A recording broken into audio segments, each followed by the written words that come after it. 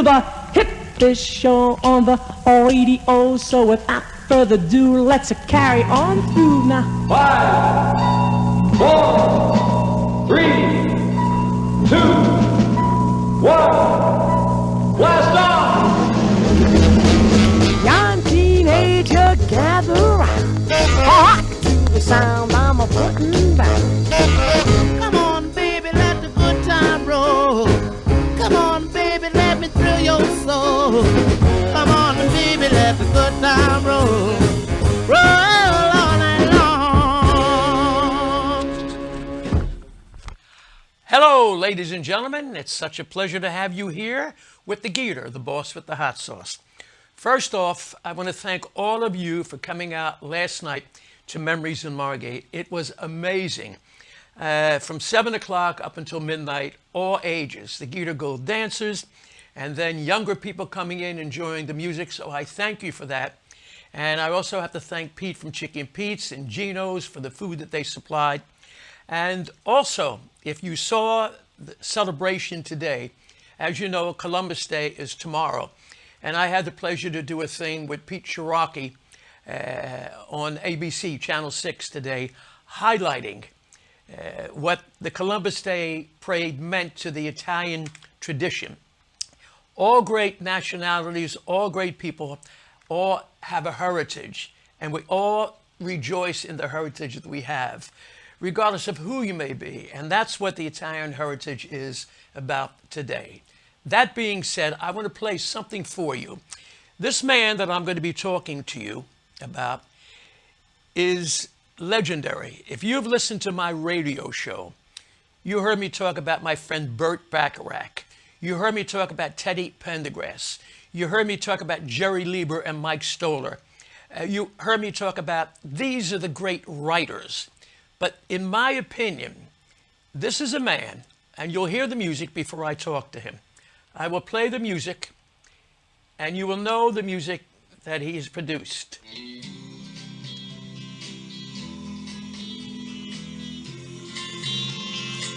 You know the voice. It's a young world.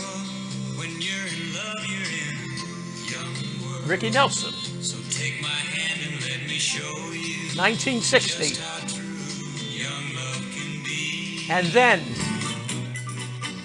I'm a traveling man, made a lot of stops all over the world, and in every port I own the heart of at least one lovely girl.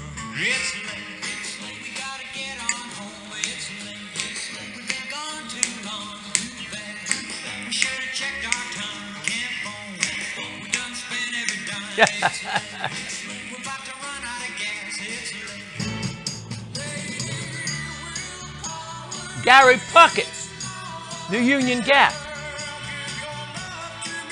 The songs this man has written is amazing. Listen. Get out of my life. Wow.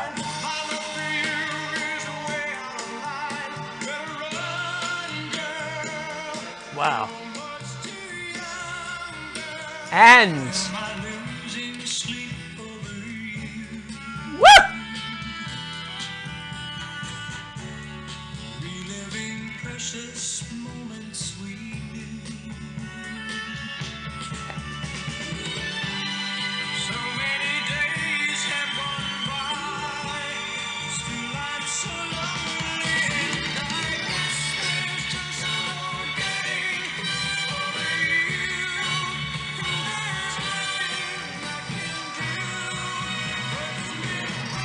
And how about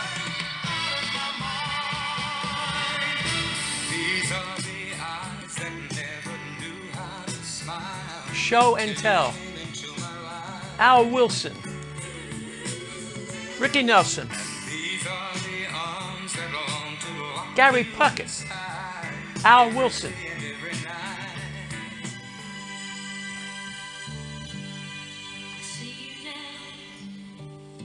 Reba McEntry.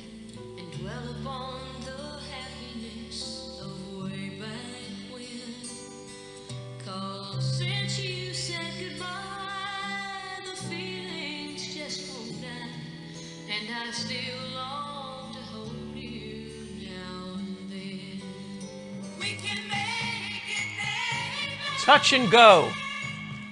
Another one of those great Al Wilson songs that I play on radio.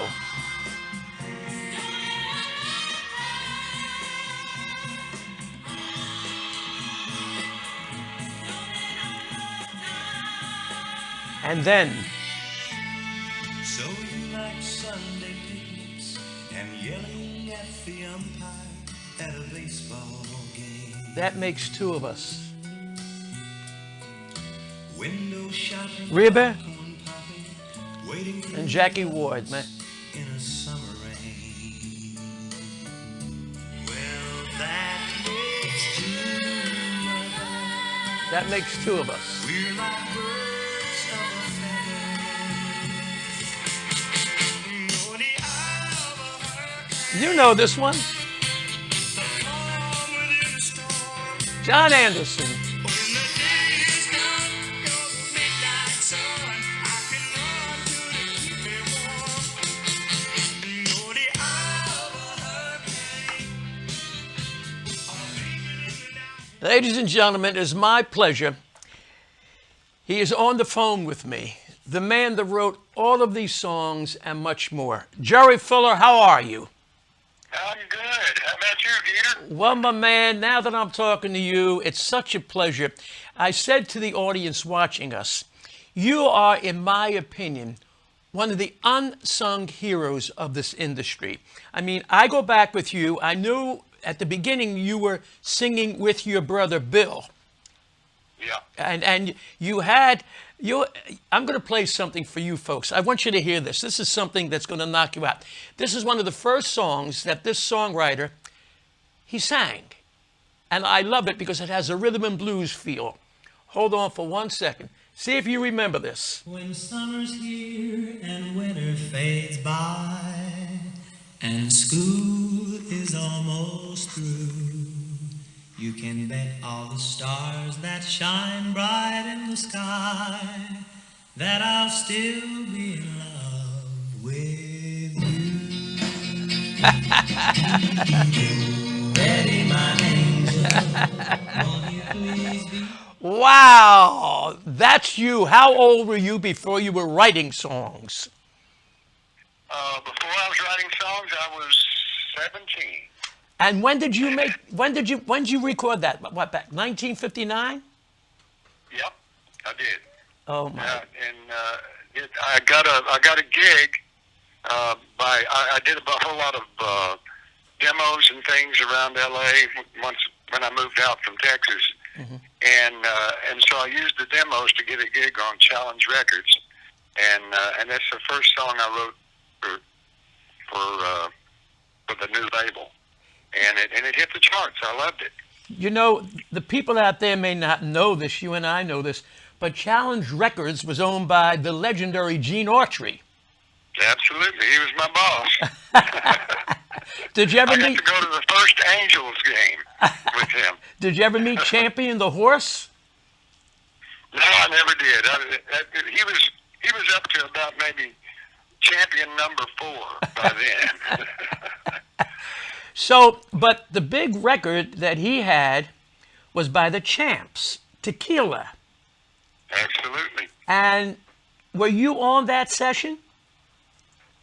Oh no. No, that was before I moved out. That was 1958. Right. And it got the Grammy, right? Mm-hmm. And that was that was sort of like their big break. They had another artist that was really good, Jerry Wallace, really good voice. Yeah, Primrose Lane. Absolutely, and How the Time Flies. Right. Remember that? How the Time Flies, right? Yep. And then once Angel was a hit, and then I had a thing out called Tennessee Waltz after that, which was the rock and roll version. And Waltz, because Joe Johnson was my producer, Wow. and that was his favorite song, but we did a more of a rock and roll version of it, and it hit the charts. It actually, Challenge, that was the biggest one I had.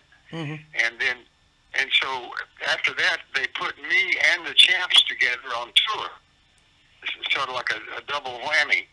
And the Champs would do their instrumentals, and then they'd bring me on and back me up, for my songs. So it made a pretty good little package. What was Glen Campbell at that time a part of what you were doing? Who were some of the guys with the Champs? Well, I'll tell you what, Glenn, we just the Champs and I were playing in Albuquerque, and at the Coliseum there, and they a friend of mine, Jerry Naylor, was from back in Fort Worth. His friend was Glen Campbell, and so he told Glenn, he said, I can get you backstage on this show if you want to meet the guys. So he did. He brought him backstage, and believe it or not, imagine this, Glenn asked for an autograph, and I never let him live it down. But he invited us after our show to come over and hear him play and sing at a place called the Hitching Post. Wow. In Albuquerque. Now He was working with his uncle, and as soon as I heard him, what year? did he come to L.A.? What year was that? That had to be 1960. Wasn't he That's also? when I met him. Yeah, wasn't he also doing session work for? Well, not yet, because I talked him into coming to L.A. And 3 months later, he showed up at my door, and I got him some demo work, the same kind of stuff I was doing, got me going. Introduced him to everybody around town that I knew, and then Glenn. Finally, he wasn't making enough money doing those demo things, so I took him up to Dave Burgess's house. Now, Dave Burgess was the leader of the Champs and the owner of the Champs, and he also worked for 4-Star Music, which was also Gene Autry's company. Right. And so what he did was he asked Glenn. He said, "Do you know any of our repertoire, our songs?" Glenn said, "Give me your guitar," and he played everything those guys played on the road. Obviously, Glenn was a fan of the Champs, and so he signed him on the spot to take Dave's place. And then right after that, Jimmy Seals and Dash Crofts joined. From Seals and Crofts, they joined the Champs, and then we had a pretty good time there for about a year, just traveling all over the place. Jerry, it's so interesting because the audience now is hearing about you as a performer, but they know you from the music that I play as a writer. Give me the transition from you as a performer to wanting to write these wonderful songs that you've written. Well, I sang a lot of them, but just didn't make it or whatever. And of course, as soon as Travelin' Man came along, when I wrote that, I got drafted right after that. What? And I thought, boy, there goes my career. And so I spent a couple of years in the Army. And then ran 4-Star Music in New York for a couple of years, and then came back. But I was writing all along. So I wrote a lot of stuff for Ricky. And then Glenn and Dave Burgess and I did all the background vocals on Ricky's things, except for Travelin' Man. That was the Jordanaires. Well, let me ask you this question. With Traveling Man, you have a big fan by the name of Ben Vaughn, who really is a great musician. He's a very talented kid. He also does a wonderful radio show with me on WXPN. But I was talking to him, and if I recall, I think, did you write Traveling Man initially for Sam Cooke? I did. Wow. And Glenn and Dave and I went in and made the demo, and I even sang the song, the demo, sort of like, "I'm the Traveling Man," like a Sam Cooke. And as it turns out, Ricky was a big Sam Cooke fan too. And Imperial Records was Ricky's label. Right, Lou Chudd. Right. Lou Chudd. Lou Chudd. And right next door was J.W. Alexander, who was Sam Cooke's manager. Yes. And he made us leave the demo. Glenn and I took it up there, and he said, "Yeah, I'll listen to it." And I thought, "Oh, yeah, okay." And so we left. 3 months later, I get a call from Joe Osborne, who was Ricky Nelson's bass player, and he said, Jerry, Ricky just cut your song, and I said, Ricky who? Because I didn't know Joe, and he said, Rick Nelson, and I said, really? And he said, he told me the story that he heard it through the wall when JW played it, and he went next door and he said, JW, could you play that Travelin song again? And he said, here, you can have it. And he took it out of the trash and gave it to Joe, who took it to Ricky and put it in his stack and then recorded it. Do you know the Now, other? that's a Cinderella story right But there. the other side was Hello, Mary Lou. Gene Pitney. Yeah. Yeah, Gene Pitney wrote that. And you know what? It was number 2 when Travelin' Man made number 1. So it was a double-sided hit. And again, and then right after that, I get drafted. But I kept writing in the Army, and Rick kept in touch with me, as Glen did too. Glen and Rick kept my chin up while I was in the Army. But you, And, how many songs did you write for Ricky? about 21. Amazing. 21 songs. Wow. And Glen eventually took over Jimmy Burton's place with Ricky too as guitar player. Because Jimmy went and played with. He went ahead and played with Elvis after that. Now you come out of the service, all right. Now in the early '60s. Now, tell me about the connection now with Gary Puckett. Oh, okay. What we did, I had a group called the Knickerbockers. Yes, Lies. Remember them? Yes. Lies, yeah.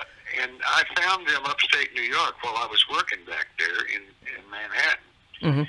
And I'll never forget, I took Glen up. Glen was when Glen was a beach boy there for about a year. Yeah. And he always looked me up because we were best friends.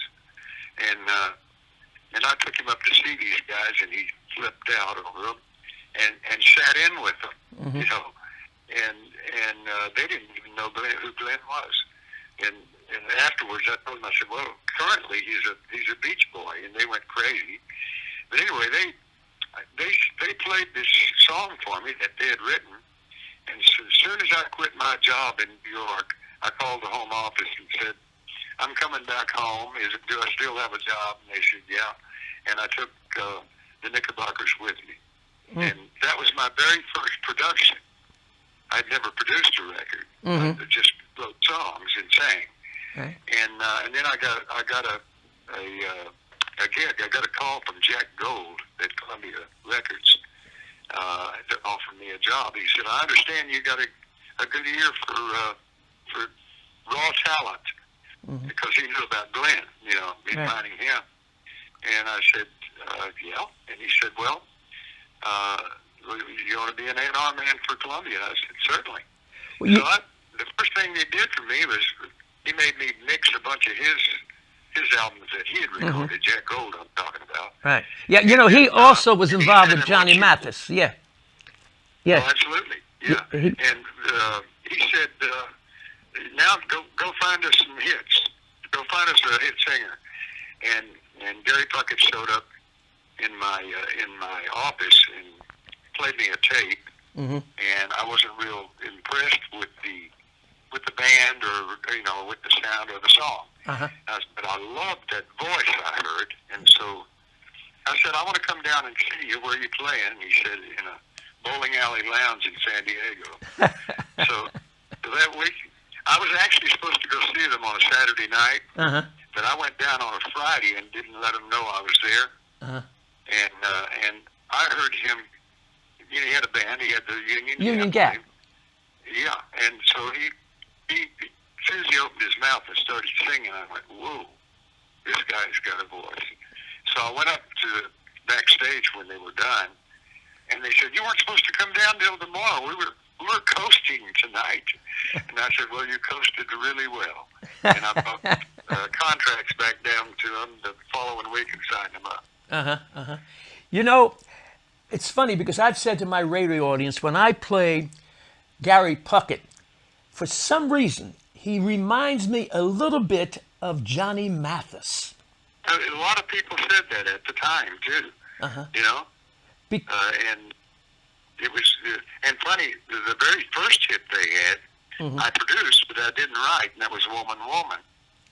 And Glen Campbell found that song for me on a country station, and so I had to take liberties though as far as the melody, because I swear to God the thing went, "Woman, have you got cheating on your mind?" I mean, it was really nasal, but a really good song. And so I played it for Gary, and he said, "I can't sing that." And I said, "Sing it like this." And I showed him how to sing it. And a million records later, that's what happened. Now, you know, it's funny because I have an album which was sent to me by Glen years ago where he does Woman, Woman in one of the early Capitol albums, you know. Yeah, And, yeah, he did. you know, you look back at your career, you really have, I mean, Young Girl, Lady Willpower, Why Am I Sleeping? Why Am I Losing Sleep Over You? I played that for our audience out there. Over you. Yeah, and one of the best songs, Al Wilson, man. Al Wilson. I mean, tell me the inspiration, because you have a certain soul that reminds me of a man that has lived a life, and for you to be able to write these songs about love. I was a big R&B fan. My dial on my old Skyliner Ford when I was in Fort Worth, the push buttons was R&B, was country, of course, Yeah. and rock and roll. Gene Vincent, Elvis Presley, you name it. Bebop-a-loopa. And also, oh yeah, Bebop-a-loopa. And it was just all kinds of music. I like all kinds. And, Yeah, and but pop. but Nat King Cole and Johnny Mathis were my favorite pop singers. You know. But you know, you wrote such soulful songs. You know, I said to my audience, Teddy Randazza. You remember Teddy, you know, because Teddy originally was a performer, had a couple of hits, did a couple of things. But when he started to write for Little Anthony, and when he started to write he wrote some things for Steve Lawrence, every song that he wrote was something that he was going through with a bitter divorce. Hurt Over You, you know, Why Am I Losing My Life, my Mind Over You, you know, Take Me Back. So his inspiration came from the life force of the things that he experienced. So for you to write those songs that you wrote, you had to be there one time. I never experienced. What I did was I read a lot of books, you know, of other people's experiences. But I was such a fan of the music, you know, of just the funk, you know, and all that. That's kind of natural to me, and that's just one of my best genres, as it were. But as far as you mentioned Little Anthony. Yeah. Okay. Now, this you really want to hear. I don't know if you heard of that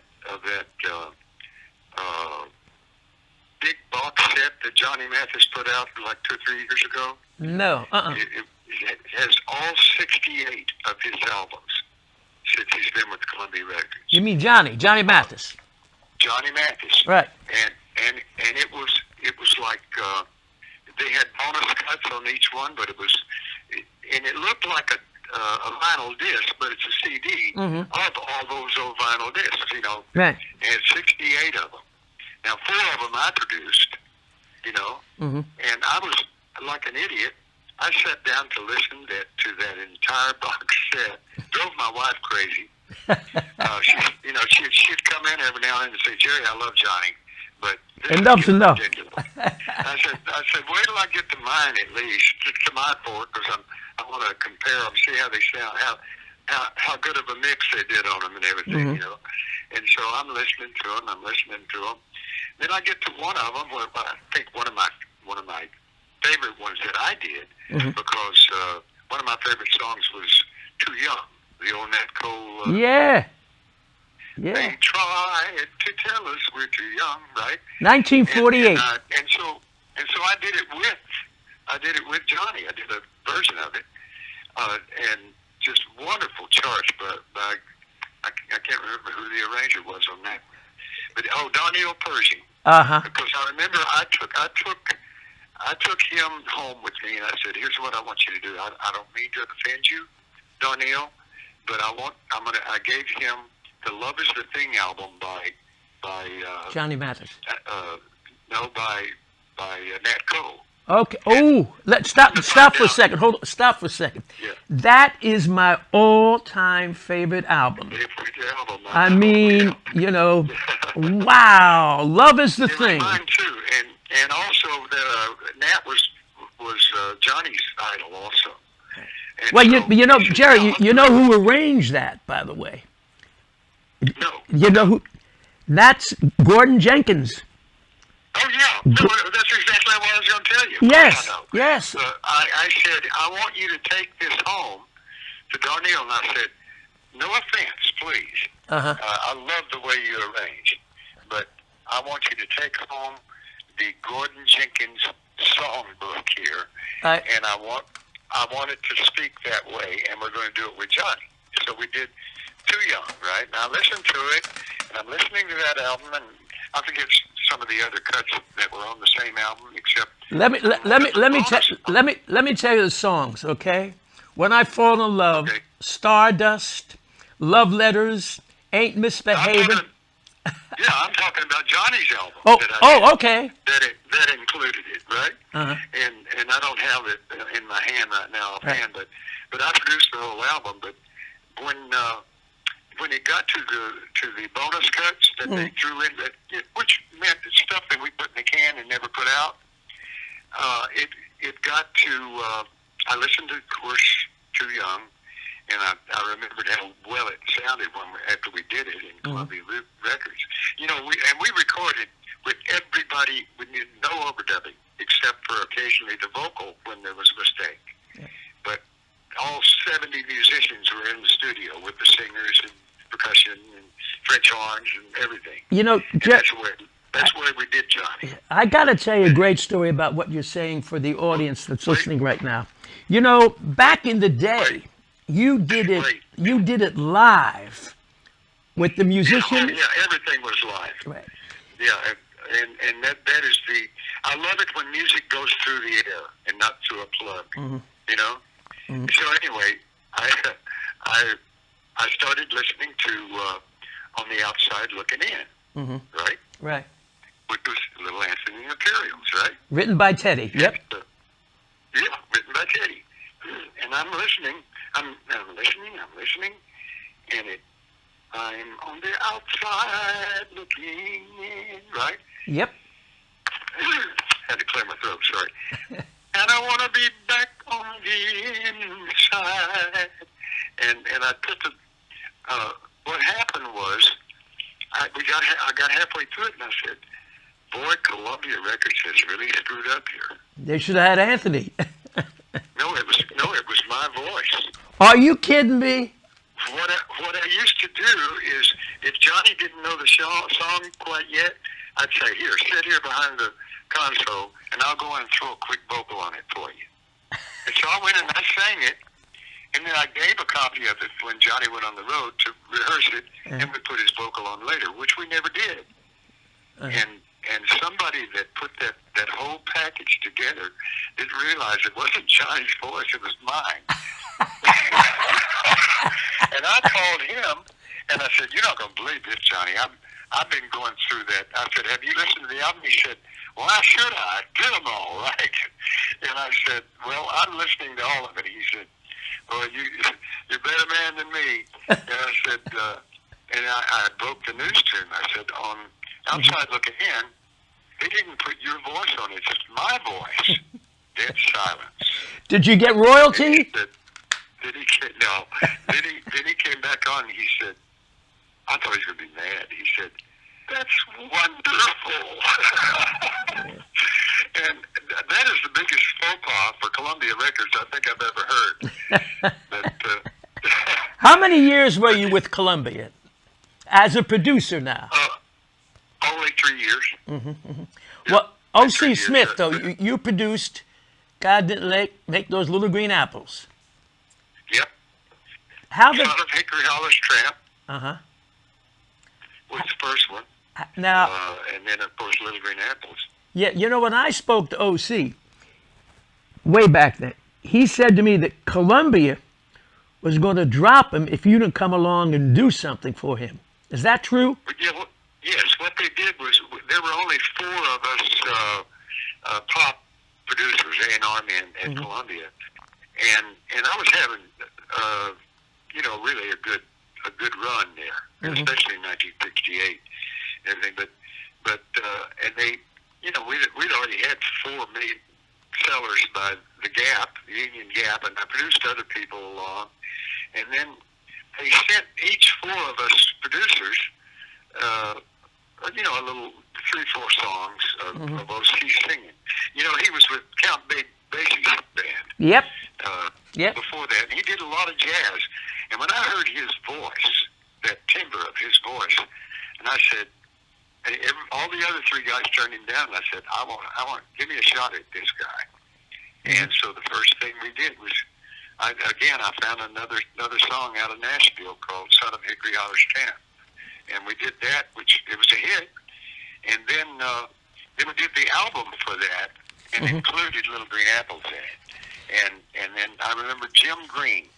Yes. We were going to put something else out, and Jim Green, who was our distributor back in Detroit, no, Chicago, and he said, if you'll put Little Green Apples out, O.C. Smith, I'll order $250,000 right off the bat. I said, you got it. So that's how that happened. Jerry, for the audience out there, back in the day in the record business, the local distributor was very, very important as far as making a hit record, because they had their local promotion man along with the national promotion man who would go from station to station. And you might remember, if the distributor said, listen, bring the artist in, we want him to visit the radio stations, you knew you had an indication that you were going to have a hit record. That's right. But that's exactly right. Jared, what really amazes me with you, I know all of the songs, but the one song, man, that you did, that makes 2 of us. And I still long to hold. It makes 2 of us. We're like birds of a feather. Yeah. That reminds me so much of country and Mac Davis. Oh, yeah. Yeah, Mac's a goodie. I signed him to Columbia. You signed Mac, really? I did. Do you know who was instrumental? His first album.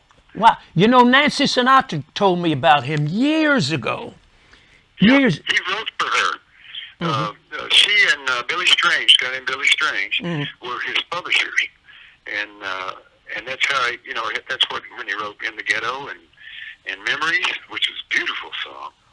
But the album I did was called "Song Painter," and it had that "Whoever Finds This, I Love You." Oh, did you ever hear that one? Listen, wait. O.C. also did it. O.C. Smith also did it. Daddy, I'm telling you. You know what he did? Daddy's Little Man. Yes. Mac Davis. Mac was my artist, and so he'd bring me those songs first, and he'd come over to the office and say, I got one for O.C., and he played it, and I said, my God, that's just perfect follow-up for Little Green Apples, right? Daddy's Little Man. It's such a soulful, I know. I play all of this music for an audience, Jerry, because I have the freedom in my studio here to play music that relates in songs that I love. And I figure if I love it so much, if I present it to an audience, it's got to capture them. It's like what rock and roll was about. When we were young, this was our music, if you recall back then. And, That's right. and It sure was. as you said earlier, your early influences was rhythm and blues. You're talking about Clyde McPhatter, the Drifters. You're talking about Billy Ward, the Dominoes. You're talking about the Oh, yeah. Ravens. You're talking about the Orioles, you know. And even before that, the Ink Spots, the Mills Brothers. That all, Oh, yeah. you know, I love all those old things. As a matter of fact, I love the old Jimmy Reed stuff, too. oh my gosh. Oh, I'm going to rob, steal, kill somebody just to get back home to you. listen, you got me humping. You got me running. Yeah. You got. Listen, did you ever hear Etta Run, James? hide, run. Run, Anywhere run. you want me, let it roll. Yeah, that was it. Did you ever hear Etta James do that?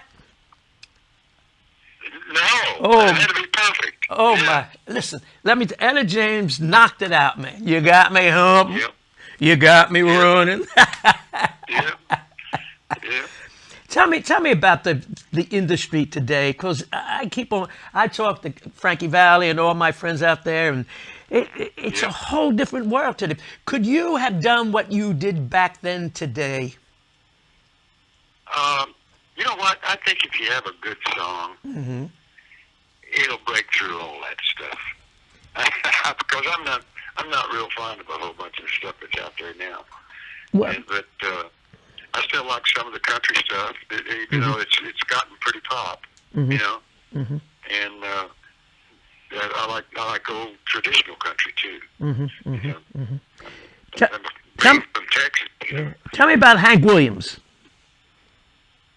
You know, I never got a chance. I did actually meet him once, but I was like 6 years old.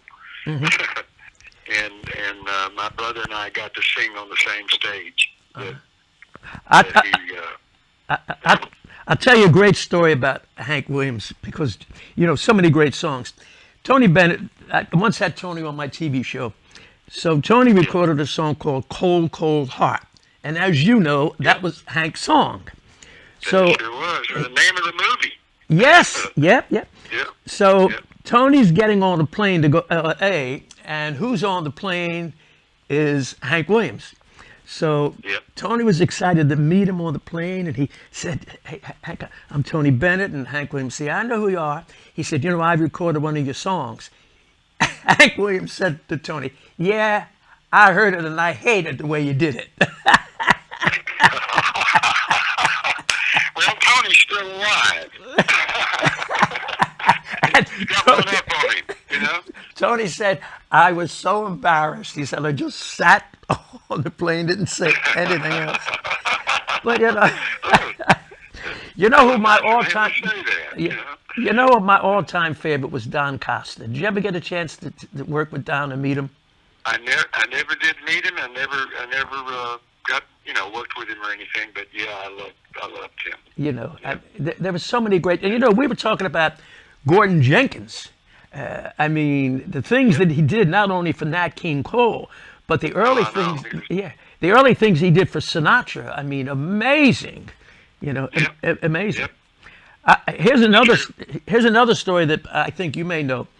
You know, Nelson Riddle was originally Nat King Cole's arranger, and Right. and when Frank came in the Capitol, he stole Nelson from Nat King Cole, And I that don't blame him. yeah, and Nat never forgave him. He said to me, you know, there's such, you know, tell me about your family. I know your daughter's listening right now, probably looking. Tell me about your family. Yeah. Well, there's Anna. That's my daughter. And she's got a birthday coming up in a couple of weeks. And I'm going to go up in Vegas to see her. And I have to write her a song because it's her 50th birthday. And so I haven't started it yet, but I'll get it done for her. Because I remember when she turned 30, I wrote her a song. And, What's the most enjoyable thing that you enjoy doing? Producing, writing, or what gives you the most fulfillment? Singing. I love to sing, you know, and I figured after a while I'm pretty good at this writing and producing. I get to stay home, you know. I don't have to travel and all that kind of stuff. But I've always loved to sing. Well, It was the one vehicle I was born with. But you and Bill, that was your brother, right? Yeah. How old were you when you two were singing together? We started out, we were like 5 and 7. Bill was 7, I was 5. And he's my older brother.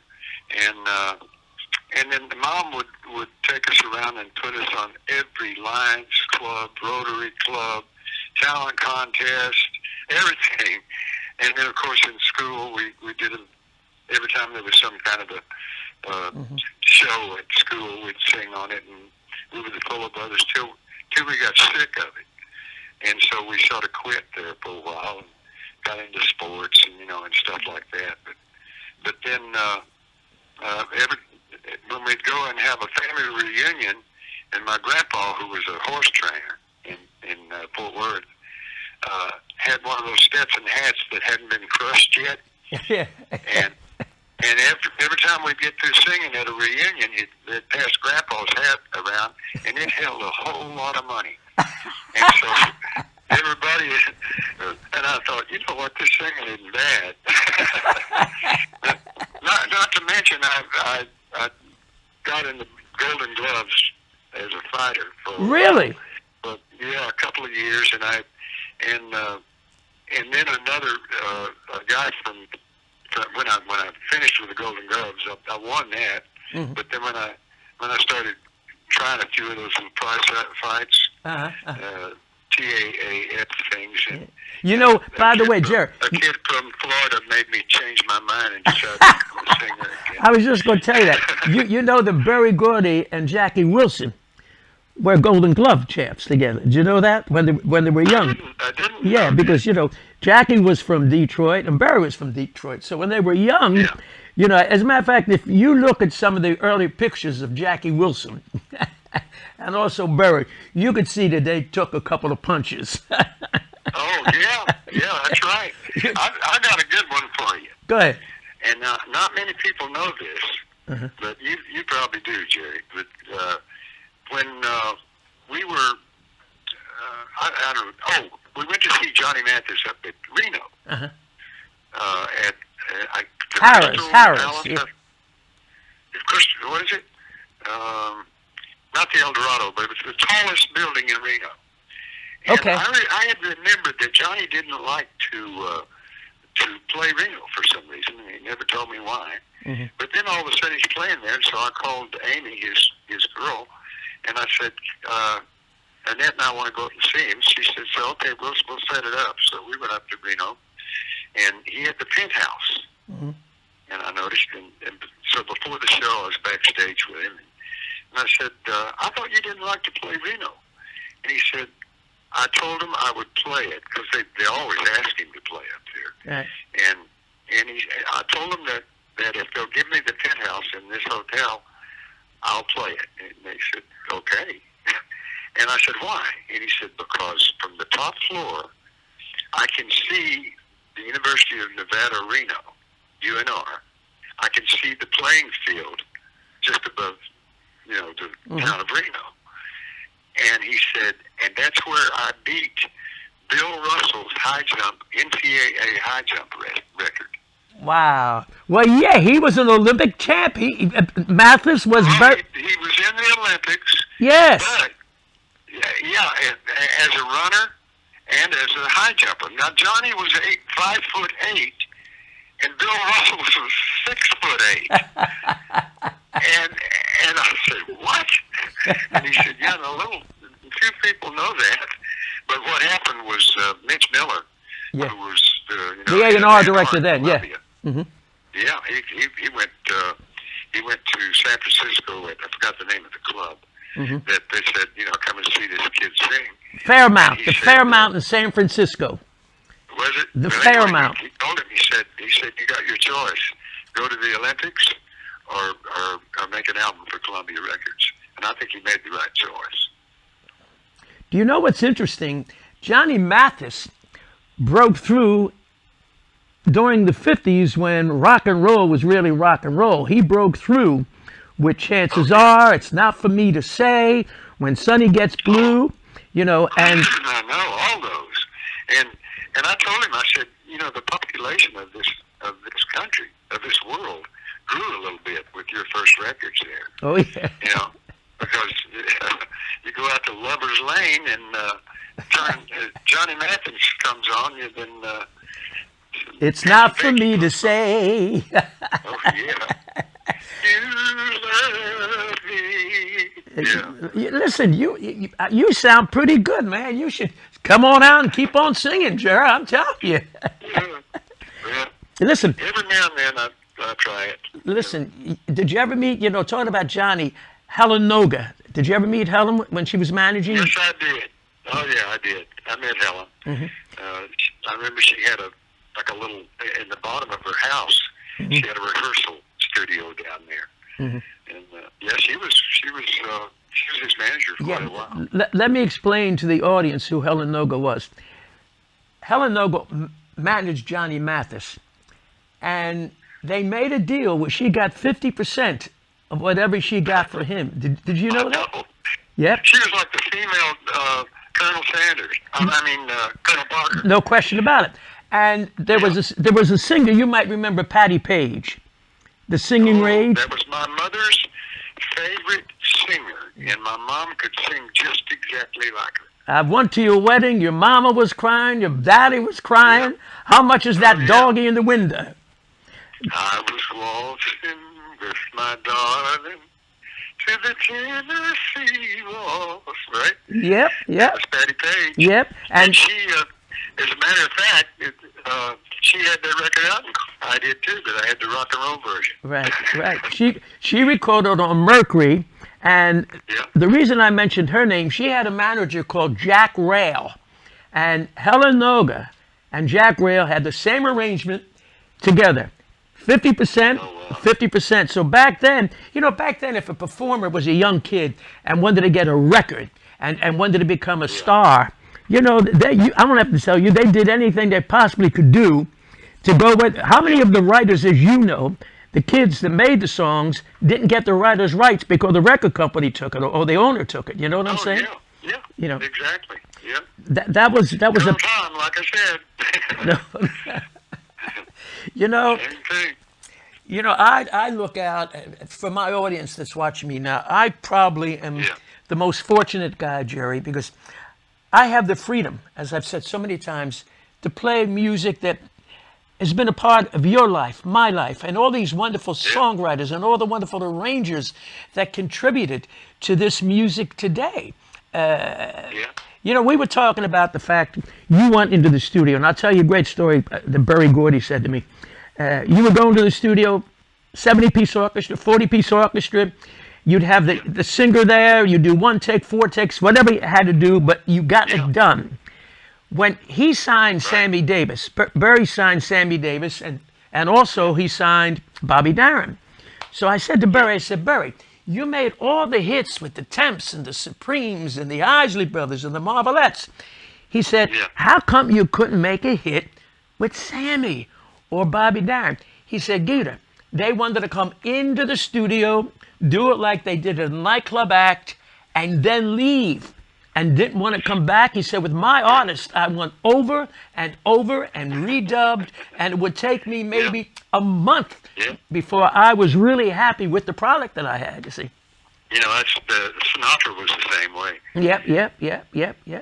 He'd go in, when Jimmy Bowen, my buddy, was recording him, he said he'd walk in, and Bowen got really wise to the deal, because as soon as he'd walk in, he'd have the guys start playing, and he'd put a microphone in his hand to walk around, and Frank's saying, "Hey, Bill, how are you? Haven't seen you in a while." Talking to the musicians, and he'd sing a little bit. And Bowen would say, "You getting all this?" And then they'd say, "Okay, we're ready," and then they'd record. And Frank would say, "Okay, I'm done. See y'all later." Listen. And many times, that first thing during the rehearsal when he's walking around shaking everybody's hand, they used a lot of his vocals in that. Did you ever work with Reprise? With who? With Reprise Records. No, I never did. Yeah, I never did. for the people out there, that's the record label that Frank actually started with Warner Brothers. And you just mentioned the name Jimmy Bowen. I mean, he did some great producing things, man, for Frank. And he was a country star. He had a couple of hits on Roulette Records back then. I'm sticking with you. There you go. Right? Yeah. I'm going to give you a great name. He was back to back. Buddy Knox was one side, his record, and the other side was Jimmy Bowen's. Right? Mm-hmm. I've never seen. It was two artists on one disc at the same time. How about H.B. Barnum? H.B. Barnum was a genius, just a total genius. Tell these people. He was like a child prodigy out here. Yeah. Tell them about H.B. Barnum. A lot of people don't know that name, but you look at some of the recordings that he did. Amazing. Well, he did all of my O.C. Smith records. Yeah. We had 8 straight hits with O.C. and H.B. Barnum did them all. Mm. All of his charts. Also, Al Wilson's stuff was with H.B. Barnum. You know that Sammy, my dear friend Sammy Davis, insisted, because Sammy recorded on reprise, that H.B. Barnum would do the arrangement and do the things like that with Sam's music conductor, who was George Rhodes. I don't know if you met. Yeah, George Rhodes and Shirley Rhodes, who after Sammy passed, George passed, and she became the manager, Shirley. You know, you really, I mean, have had 30 years, ladies and gentlemen, 30 years of not only writing hit records, but from the very beginning as a performer to a writer to as a producer, and you still sing pretty good. I appreciate it. Yeah, I every now and then I'll go out and sing like a songwriter's showcase kind of thing. Mm-hmm. I'm circling writers in and around. I'll do those kind of things, and but I don't play guitar very well, just enough to write songs, But next time I do that, I'm gonna get a real musician to back me up. Yeah. Well, it might be fun. Listen, my friend, I'm going to end the interview. I'm going to play some of the songs that I played earlier that you have produced. Jerry, it is such a thrill. The only thing, I'm sorry that we couldn't get you on camera with us, but we'll try and figure that out maybe the next time, But I don't know. I still got a flip top phone. That's what I'm talking on right now.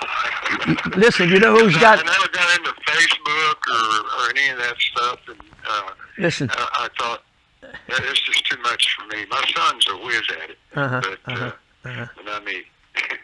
Hey, another name just came up to me, Jimmy Webb. Jimmy. Do you run into him? Do you run into him? Oh yeah, Jimmy. When we used to do our little demos down in a place called Madeline Baker's, Audio Arts, down on Melrose, we'd go into the same place where we cut the demo on Travelin Man that I told you that we took for Sam Cooke. Right. We'd be cutting our demos in there, and there's this kid back in the back playing the piano, and it would leak into our studio. So I went to Madeline, who owned the thing, and I said, there's this kid back there. She said, well, just tell him to hold it down. And I said, well, I don't want to do that. And she said, I will. So she went in there, and he said, stop playing. They're trying to cut demos, and they're paying for it, right? And that was Jimmy Webb. So we kicked him out of the studio. And then later on, of course, I met him. And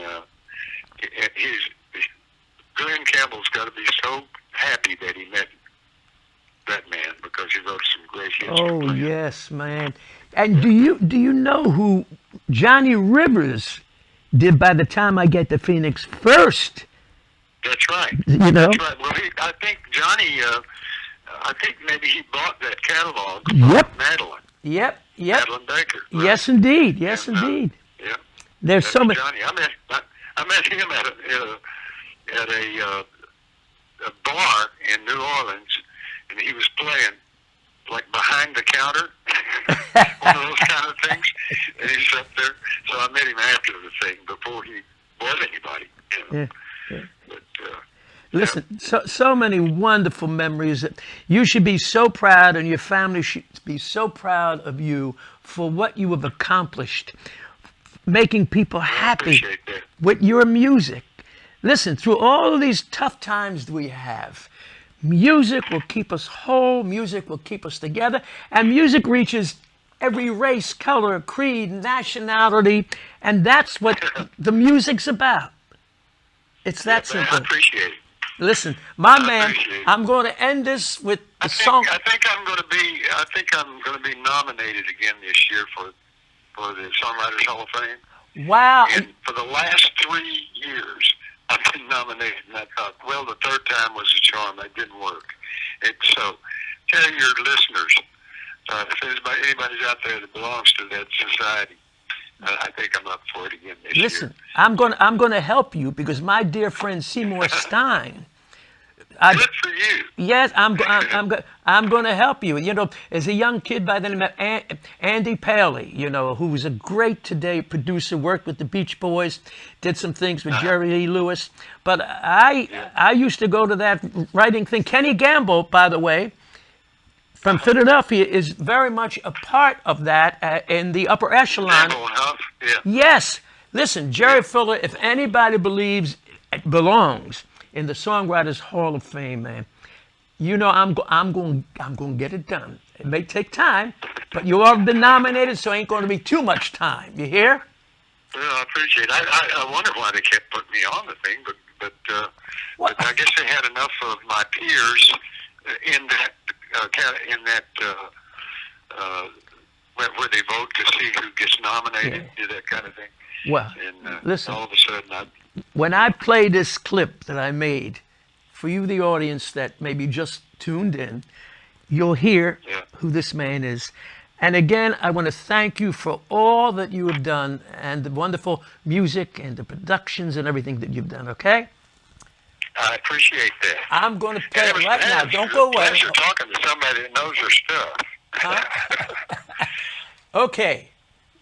Ladies and gentlemen, this man is the man that I've been talking about. I played the music at the very beginning. Listen to the music that this man has written and produced. It's a young world.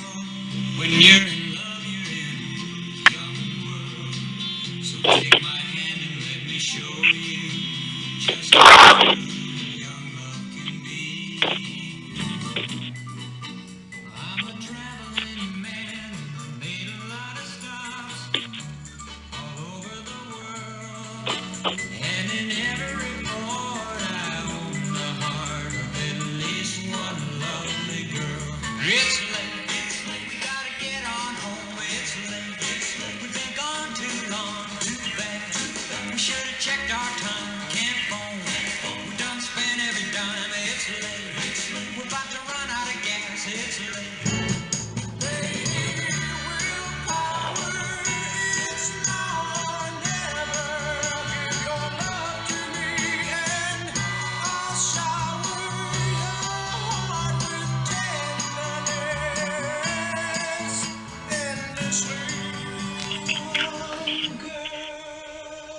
Ladies and gentlemen, thank you very much for you out there. We do these chats, and we may change the time, and we'll figure that out as the weather changes.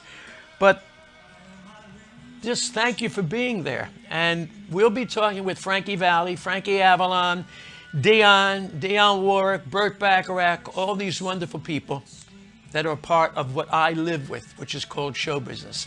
Until next week, we will see you at Memories in Margate on Saturday. You can listen to me. You know where I am. Go to my facebook.com/Geator. And thank you for the book, You Only Rock Once. That's what I said. You only rock once. Take care. Be safe.